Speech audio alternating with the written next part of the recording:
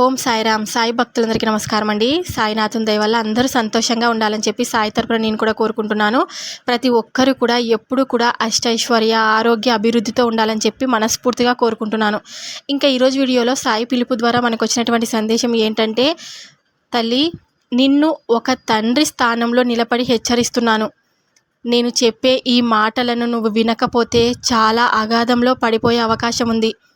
తప్పకుండా విను అని మనకు బాబాగారైతే ఈరోజు ఈ సందేశం ద్వారా మనతో కొన్ని విషయాలైతే చెప్పాలనుకుంటున్నారనమాట. బాబాగారు ఇలా ఎందుకు చెప్తున్నారు అని మనం ఆయన మాటల ద్వారానే తెలుసుకుందాం. వీడియో స్టార్ట్ చేసే ముందు ప్రతి ఒక్కరికి ఒక చిన్న రిక్వెస్ట్ అండి. ఈ సందేశం కనుక మీ అందరికీ నచ్చినట్లయితే తప్పకుండా వీడియోకి లైక్ చేసి మరికొంతమందికి షేర్ చేయండి. కొత్తగా మన ఛానల్ని ఎవరైనా చూస్తుంటే కనుక సబ్స్క్రైబ్ చేసుకొని సపోర్ట్ చేయండి. బాబాగారి సందేశాన్ని విందామా మరి? బిడ్డ, నువ్వు చాలా అమాయకురాలివి. ఎంతగా అంటే ప్రతి ఒక్కరూ నిన్ను మోసం చేస్తున్నా కూడా తెలుసుకోలేనంత అమాయకుడివి.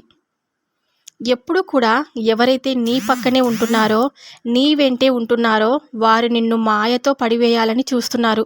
నువ్వు ఏ పని చేసినా కూడా ఆ పనిని ఎక్కువగా పొగుడుతూ ఉంటారు. నిన్ను మభ్యపెడుతూ ఉంటారు.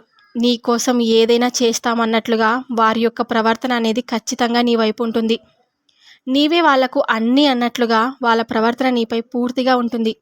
ఇదే మాయంటే. ఎప్పటికైనా తెలుసుకో. ఎందుకంటే నువ్వు తప్పు చేస్తున్నప్పుడు ఎవరైతే నిన్ను తప్పు చేస్తున్నావని నీ ముఖాన చెప్తారో, నీతో ఎవరైతే గొడవ పడుతూ ఉంటారో వాళ్ళే నిజమైన నీ వాళ్ళు. కాకుంటే నువ్వు అనుకుంటూ ఉంటావు కదా, ఎప్పుడు నాతో గొడవలు పడుతూ ఉంటారు, నా మీద వీరికి అసలు ప్రేమ లేదు, అసలు ఇష్టం లేదు అని, నాతో ఎందుకు ఎప్పుడు గొడవ పడుతుంటారని, నాకు ఎందుకు మనశ్శాంతి లేకుండా చేస్తున్నారని నువ్వు అనుకుంటూ ఉంటావు. అలా అనుకుంటే నీ పొరపాటే అవుతుంది. ఈ ఒక్క విషయాన్ని నువ్వు గుర్తుంచుకో. ఎందుకంటే ఎప్పుడు కూడా మీ శ్రేయస్సును కోరేవారిలో నేను ఎప్పటికీ ఉంటాను. ఎప్పుడు కూడా మీ మంచిని కోరుకునేవారు ఎప్పుడు మీ మాట వింటూనే ఉంటారు. అంటే ఒక మాట ఎప్పుడు కూడా మనకు మంచిదో చెడ్డదో చెప్తూ ఉంటారు. అలా కాకుండా నువ్వు ఎలా పోతే మాకెందుకని అనుకునే వాళ్ళు, నువ్వు ఏ మాట అన్నా సరే ప్రతిసారి కూడా మాయ మాటలతో నిన్ను మభ్యపెడుతూ ఎప్పుడు కూడా నిన్ను నాశనం చేయాలనే చూస్తూ ఉంటారు. నీ ఆలోచనలను, నువ్వు చేసే ప్రతి పనులకు అడ్డం పడుతూ ఉంటారు. కాబట్టి నువ్వు అటువంటి వారిలో చిక్కుకుపోకుండా, అటువంటి గండంలో పడకుండా ఉండాలని అందుకే నిన్ను హెచ్చరించడం జరుగుతుంది. ఈ విషయంలో స్నేహితుడైనా కానీ మరెవరైనా కానీ నువ్వు ఎంత గుడ్డిగా నమ్మావంటే అంత మోసపోతున్నావని గుర్తుంచుకో. వాళ్ళ మాటలు వింటున్నట్లనే ఉండు, కానీ ఎప్పటికప్పుడు నువ్వు ఆ మాటలను మర్చిపోవాలి. నిన్ను ఎప్పుడు కూడా వాళ్ళు మోసం చేయాలనే నీ చుట్టూ తిరుగుతూ ఉంటారు. నువ్వు గుడ్డిగా నమ్మావు అంటే అంత మోసపోతావని గుర్తుంచుకో. వింటున్నట్లుగా విని తర్వాత పక్కకి తప్పుకో. దాని యొక్క కర్మ అనేది నువ్వు అనుభవించడం తప్పదు. ఒకవేళ వాళ్ళు చెప్పిన మాటలను అలా వింటూ ఉంటే కనుక. అందుకని ముందుగా మేల్కొంటావని చెప్పి నేను హెచ్చరిస్తున్నాను. నువ్వు ఏ పని చేయాలనుకుంటున్నా కానీ ఆ పనిలో నీకు కొంత వారి యొక్క సహాయం కూడా నీకు దొరికితే బాగుంటుందని ఉంది కదా. ఒంటరితనాన్ని ఒక్కడివే అనుభవిస్తున్నట్లుగా నువ్వు బాధపడుతున్నావు. నేను ఒక మాట చెప్తాను, జాగ్రత్తగా వినండి నాయన. ఏ పనైనా కానీ నువ్వు భయపడినా, లేకపోతే నువ్వు భయం లేకుండా చేసినా అది తప్పకుండా దాని యొక్క సమయానికి జరిగి తీరుతుంది. అందుకని ఆ భయాన్ని వదిలేసి ఆ పని కోసం నువ్వు ఎంత చేయగలుగుతావో అంతవరకు చేయి. దానిలో నీకు వేరే వారి యొక్క సహాయం మీకు కావాలంటే అనుభవజ్ఞుల సహాయం తీసుకొని ముందుకు వెళ్ళడం చాలా మంచిది. అలా కాకుండా నీతోటి వారి యొక్క సహాయం తీసుకోవడం వల్ల మంచిది కాదు. ఎందుకంటే వాళ్ళకు ఆ పనిలో చాలా అనుభవం తక్కువ. అనుభవం కలిగిన వారు అందులో అనుభవం కలిగి ఉంటారు కాబట్టి వారికి అది మంచే చెడో తప్పకుండా వారికి తెలుస్తుంది. వారి యొక్క సహాయం తీసుకొని నువ్వు ఏమాత్రం మర్చిపోవద్దు. తర్వాత నువ్వు గుర్తుంచుకోవాల్సిన విషయం ఏమిటంటే, ఎప్పుడు కూడా ఒంటరిగా గడుపుతూ ఉన్నప్పుడు నీ మనస్సులో ప్రతి నిమిషం కూడా ఏదైతే ఆలోచనలు తిరుగుతూ ఉంటాయో ఇటువంటి ఆలోచనలన్నీ కూడా వదిలేసి నువ్వు దేనినైతే ముందుగా నెగిటివ్గా ఆలోచిస్తున్నావో ఆ ఆలోచనలన్నీ కూడా అనవసరమైనటువంటివని గుర్తుంచుకో. ఎందుకంటే వాటి వల్ల నీ జీవితంలో చాలా ఇబ్బందులు అనేటివి ఎదురయ్యే అవకాశం ఉంటుంది. కనుక నువ్వు ఎక్కడ విన్నది అక్కడే మర్చిపో. ఎక్కడ చేసే పని అక్కడే శ్రద్ధగా చెయ్యి. అనవసరమైన విషయాల్లో ఎప్పటికీ నువ్వు తలదూర్చకు. నువ్వు ఏ పనినైతే చేయాలనుకుంటున్నావో కేవలం ఆ పనిపైనే నువ్వు దృష్టి పెట్టి విజయాన్ని సాధించుకోవాలి తప్ప, ఇతరులు చేసే పనిలో నువ్వు తలదూర్చి వాళ్ళ ముందు నువ్వు ఎంతో చులకన అయిపోయే ప్రమాదాలు కూడా చాలా ఎక్కువగా ఉన్నాయి. నీకు నేను ఎప్పుడుగా ఒక తండ్రి స్థానంలో ఉండేది చెప్తూ ఉంటాను కదా. ఎప్పుడైనా సరే నేను చెప్పిన ప్రతి మాటను నువ్వు గుర్తుంచుకోవాలి. ఎక్కడ చేసే పని అక్కడే శ్రద్ధగా చెయ్యి. ఏది అవసరమో అంతవరకే చెయ్యి. అనవసరమైన విషయాల్లో ఎక్కడ కూడా తలదూర్చుకోవద్దు. ప్రతి గురువారము నా సన్నిధికి వచ్చి నన్ను దర్శించుకొని వెళ్ళు.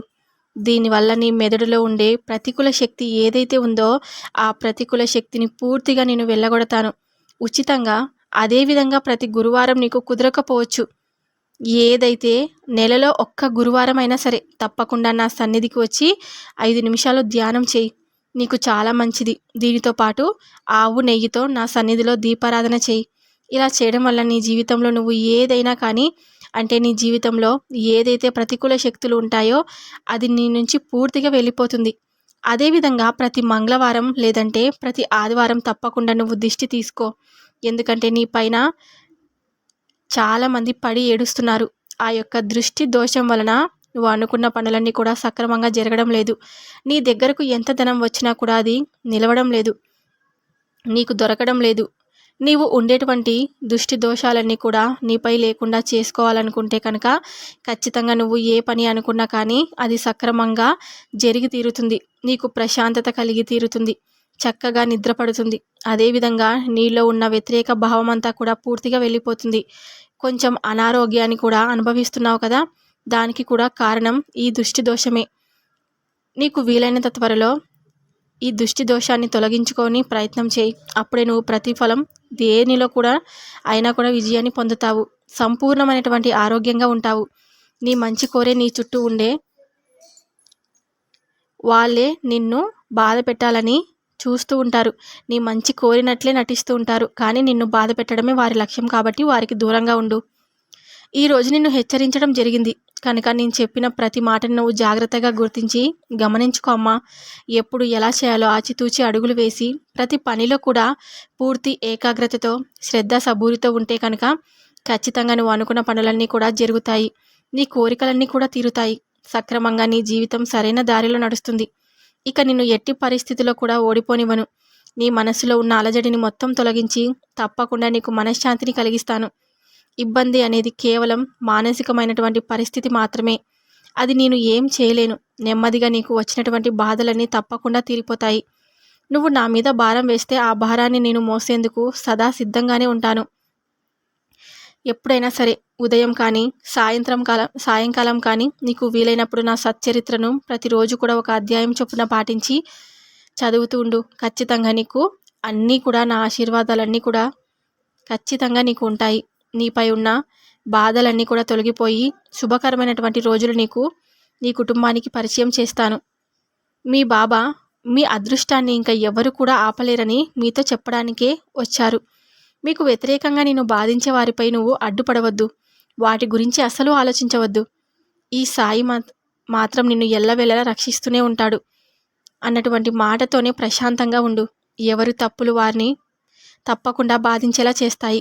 వారి కర్మఫలాన్ని వాళ్ళు అనుభవించక తప్పదు కదా. తప్పులు చేసినప్పుడు మాటలు తప్పకుండా పాటిస్తానని ఈ సాయికి మనస్ఫూర్తిగా నువ్వు మాట ఇవ్వు.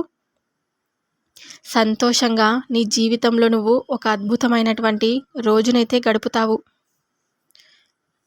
ఎప్పుడు కూడా నువ్వు ఒకటి ఆలోచించాలి.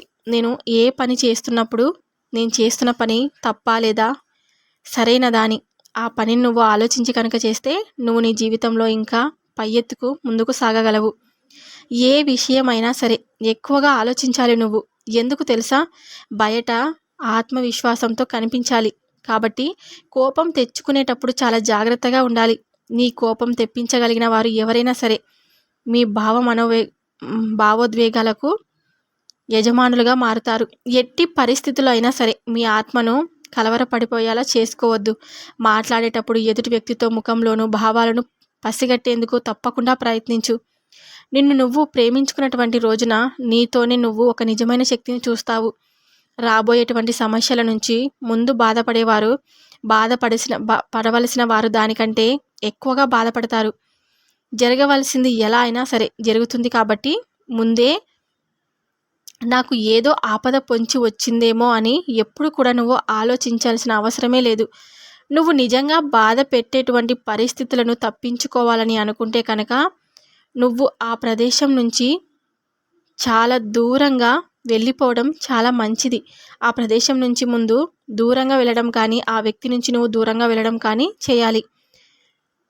ఒక మనిషి తనను తాను జయించగలిగితే ఈ ప్రపంచాన్ని సైతం తప్పకుండా జయించగలుగుతాడు.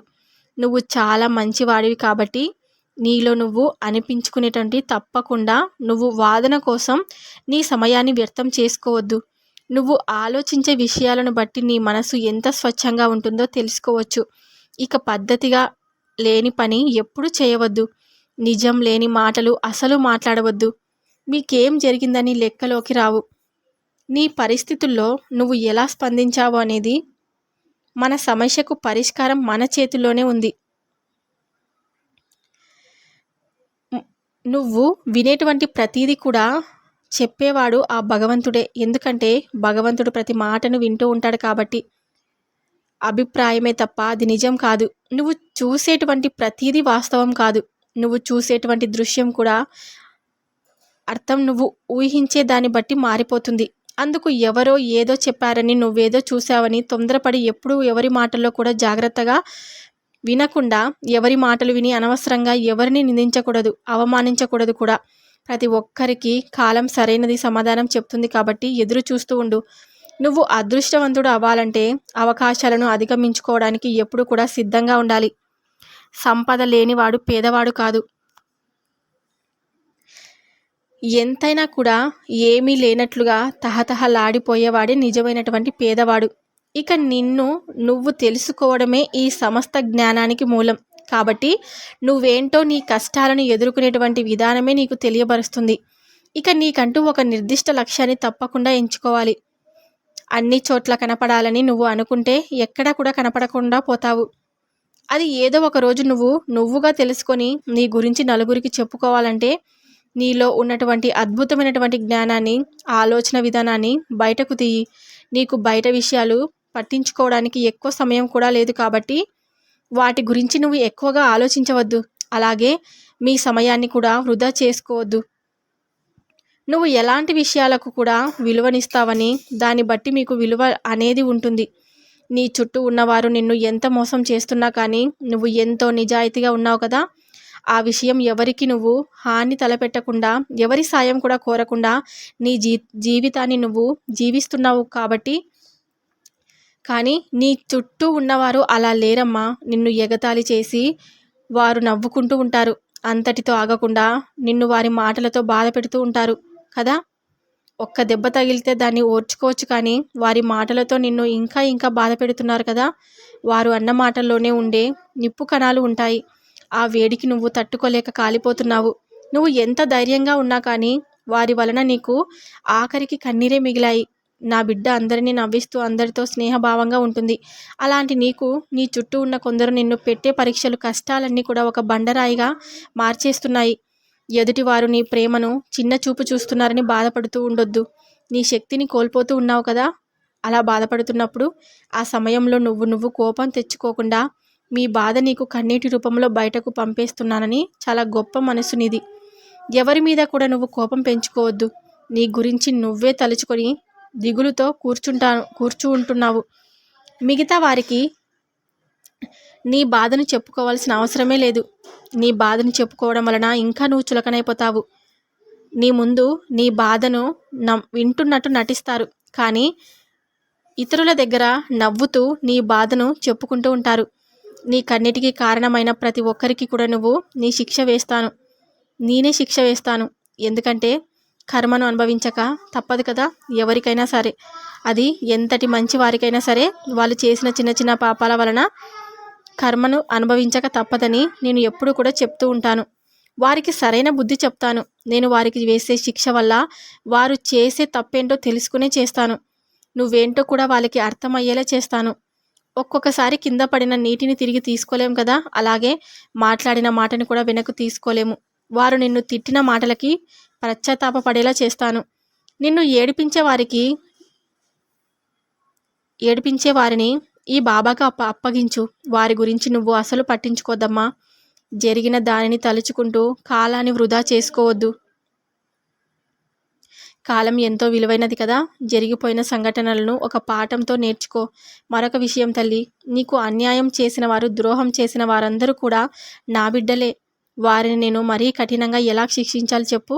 మీరందరూ కూడా నా ప్రియమైన బిడ్డలు. మరి నువ్వు అనుకోవచ్చు, బాబా నేను నీ బిడ్డనే కదా, మరి వాళ్ళు నీ బిడ్డలే అంటున్నావే, మరి వాళ్ళ నాన్న వదిలేస్తారా బాబా అని నువ్వు అనుకోవచ్చు.